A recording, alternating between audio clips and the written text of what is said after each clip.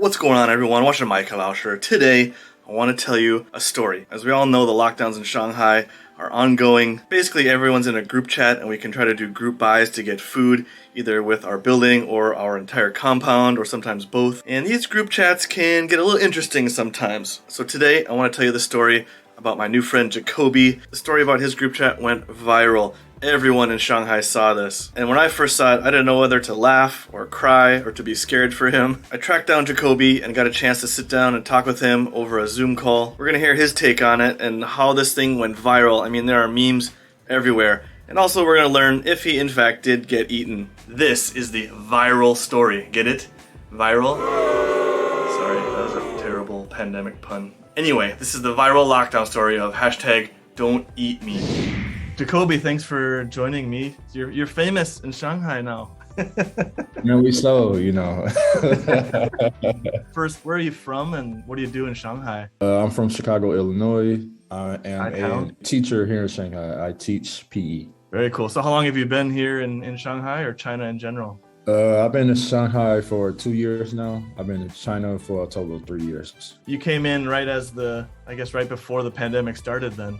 Yeah, so I got here probably like 3 weeks before everything started. Yeah. That's crazy. Cool, man. So how are you doing? Like, how's the lockdown going for you? Able to get enough food and everything? I think lockdown was okay. Of course, there are days where I'm like, wow, I just want to go outside or like just see friends, see my girlfriend. Yeah. Food wise, I'm okay. I'm able to get into different my building's group chat, and there we can like mass buy food. Yeah. Back to your group chat about getting food. For those that haven't heard the story, could you elaborate on what exactly happened and how it got so viral? And I'm in my group chat, my building's group chat, and usually they'll send like updates of like things that's come. So I did my online workout for an hour. I went to check the messages just to see any updates about it after my online workout. I was scrolling through the messages and I translated the Chinese messages. Yeah, you can translate. People forget they got that translate function. This one guy was saying like, oh yeah, I'm running out of meat or something like that. And then another person said something and he replied, well, there is the black guy on the 7th floor. We can eat the black guy. I saw the message and I was just like, wait. I kind of laugh at it. I was like, all right, let me just reply back. Don't eat me. Like, that's when the guy replied back, like, oh, you can read Chinese. And I was like, why do you want to eat me? Yeah. He replied back in English, didn't he? Yeah, exactly. Yeah. Yeah. It's like, what was your reaction when you first saw that? So I was like, kind of like half and half, like half thinking that he was joking, the other half thinking like, oh yeah, it could be serious. I don't know.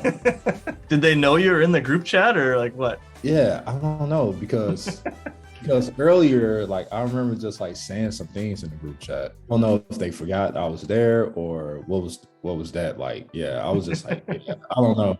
Or they just assumed you weren't gonna be reading Chinese messages. Yeah, exactly. Like, what did other people in the group say? So after I wrote that, it was this one guy, he replied like LMAO. That guy, I guess he screenshot the messages and I think he sent it to a friend and that friend sent it to another friend. So the next day, everyone probably got transferred to our big compound group chat because that's where they were doing the food ordering. So once we're in that group chat, the guy, he tried to make the same joke in that group chat. Wait. He tried to say the same joke again? Yeah, he just told me like, yeah, he was just joking or whatever. And so I guess he tried to make the same joke in the big compound group chat. Yeah. And that's when the people, they really started shaming like, hey, don't say those things like that. Not cool. Yeah, it's not cool. Like, we need positive energy during this time and all these things. So they really got on him for saying that to me. So I was like, oh, okay, that's pretty cool. Yeah. Read the room, man. Read the room. Exactly. Yeah. And also that night, that's when I received word from my barber here in Shanghai, like, hey, man, you're going pretty viral with this conversation. I was surprised. Yeah, exactly. I was just like, how did this conversation get out? But I wasn't really thinking that it would like reach everyone in the city. And the next day, it was messages were just everywhere, and it was crazy. everywhere you look is like hashtag don't eat me. Yeah. I was like, wow, yeah, it was crazy. So the $1 million question, are you best roasted, fried, boiled? What do you think? I would say smoked. What sauce? Definitely honey barbecue. Okay. I would say probably oh man. I mean, you know, I was glad that the joke caused lots of people to laugh, but also you know, there was some, I think it was like kind of some racist undertones to it. Yeah, for sure. I like how people were aware about that as well. Yeah, I'm glad people came to your defense in the group.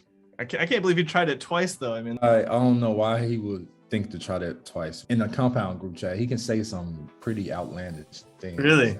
But you talked to him after and you guys got everything kind of cleared up, or? Yeah. So I had to tell him my point of view about it, and I also addressed it in the building group chat as well, and just told him like, hey, you know, just look at it from like another person's perspective. Like, yeah, I am the only Black foreigner in the building, so if a bunch of, like, let's say Chinese people tell the only Black person that's in the building, like, oh yeah, let's eat that person, of course I'm going to feel uncomfortable. Yeah, it's the same as you should. Just think about it. You're the only Chinese person and you're in another country, and a bunch of like people that you really don't know, they tell you that, like, yeah, let's see the Chinese guy on the 7th floor, he was the same way. Yeah. Would you say the attention is like helped or your mental health during this like difficult time, or hurt it? I would say definitely helped, because like I think it added like just more joy and like more like laughs. Yeah, for sure. Just more like positive feedback from people, and just people reaching out, and which was pretty cool to see. Gives you some hope in humanity. Yeah, exactly. Yeah, and the positive always, I mean, outweigh the bad. Sure, yeah. Well, I'm glad you can look at it with that perspective. That's not always easy to do, you know? Yeah, for sure. Last question then. If there was an actor who was going to replay you in a retelling of the story, who would you want it to be? Man, that's a good question. I got to think about this. Dramatic remake. Probably Michael B. Jordan. Yeah, Michael B. Jordan. Okay. Yeah. Nice. I was hoping Denzel, but maybe he's a little. Denzel, yeah, I was thinking about Denzel as well. But he's a little bit older. Yeah. He's a little bit older. He doesn't make a bad movie though, so.